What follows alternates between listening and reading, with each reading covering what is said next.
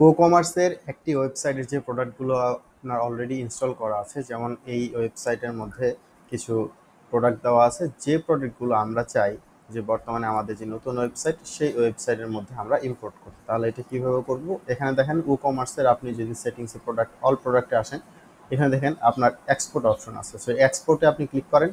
তো এক্সপোর্টে ক্লিক করার পর এখান থেকে বাই ডিফল্ট তারা সব কলাম নিয়ে নেবে, আমরা সব কলামে রেখে দিব এবং জেনারেট হচ্ছে সিএসভি।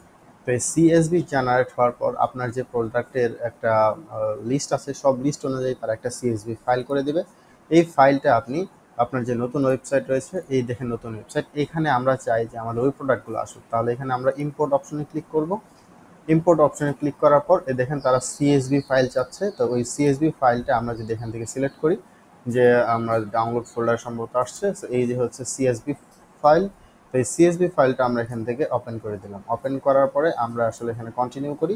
কন্টিনিউ করার পরে দেখবেন আমাদের যেই আগের ওয়েবসাইটের যে প্রোডাক্টগুলো আছে সেই প্রোডাক্টগুলো তারা লিস্ট বাই লিস্ট নিয়ে নেবে। তার আইডির সাথে আইডি ম্যাচ করবে, টাইপের সাথে টাইপ, এই ধরনের সব জিনিসের সাথে এগুলো ম্যাচ করবে। এগুলো বাই ডিফল্ট রেখে দিবেন, কোনো কিছু চেঞ্জ করার প্রয়োজন নেই, কারণ তাদের সেটিংসের সাথে সব সেটিংস তারা মিল রেখে ইম্পোর্ট করবে। এখন আমরা এখানে রান দ্য ইম্পোর্টার করলে তারা এইখানে ইম্পোর্টারটা রান করা শুরু করবে। তো এটা আপনার প্রোডাক্ট, অনেকগুলো প্রোডাক্ট থাকলে আপনার একটু সময় বেশি লাগবে। তো এইটুকু একটু আপনারা দেখবেন যে কতটুকু সময় লাগে। তো আমরা শেষ হওয়ার পরে আবার ভিডিওটা শুরু করতেছি। তো আমাদের সব ফাইল আপলোড হয়ে গেছে, দেখেন সবগুলো প্রোডাক্ট আপলোড হয়ে গেছে। তাহলে আমরা প্রোডাক্ট যদি ভিউ করি, দেখেন ভিউ প্রোডাক্টে ক্লিক করলে সেটা আমাদের আসলে শপে নিয়ে যাবে। অনেক ক্ষেত্রে এটা হচ্ছে আমাদের যে প্রোডাক্টগুলো আছে সেই প্রোডাক্টের মধ্যে দেখেন এখন আমাদের সব নতুন নতুন যে প্রোডাক্ট এখানে এগুলো সব ইনস্টল হয়েছে। দেখেন এই প্রোডাক্টগুলো কিন্তু আমাদের যেই ওয়েবসাইটটা ছিল সেই ওয়েবসাইটের মধ্যেও ছিল। আমরা এখানে অল প্রোডাক্টসে যদি যাই তাহলে দেখতে পাবো, দেখেন এই প্রোডাক্টগুলো কিন্তু আমাদের যে নতুন প্রোডাক্ট ওয়েবসাইট সেখানে অলরেডি চলে আসছে।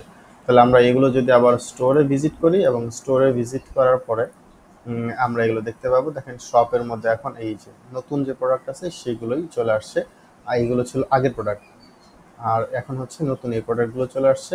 তাহলে আমরা দেখেন এই যে এখানে কিছু ক্যাটাগরি যেগুলো আমাদের অলরেডি ওই আগের ওয়েবসাইটে ছিল সেগুলো কিন্তু এখানে চলে আসছে। আমরা যদি এখানে ক্লিক দিই তাহলে দেখতে পাবো যে এখানে এই ওয়েবসাইটের অপশনগুলো এখানেও আসছে। তাহলে ঠিক এভাবে আপনি একটা ওয়েবসাইটের প্রোডাক্ট আরেক ওয়েবসাইটে ইম্পোর্ট এবং এক্সপোর্টের মাধ্যমে ব্যবহার করতে পারেন। আপনার এক্সট্রা কোনো প্লাগইনের প্রয়োজন পড়বে না।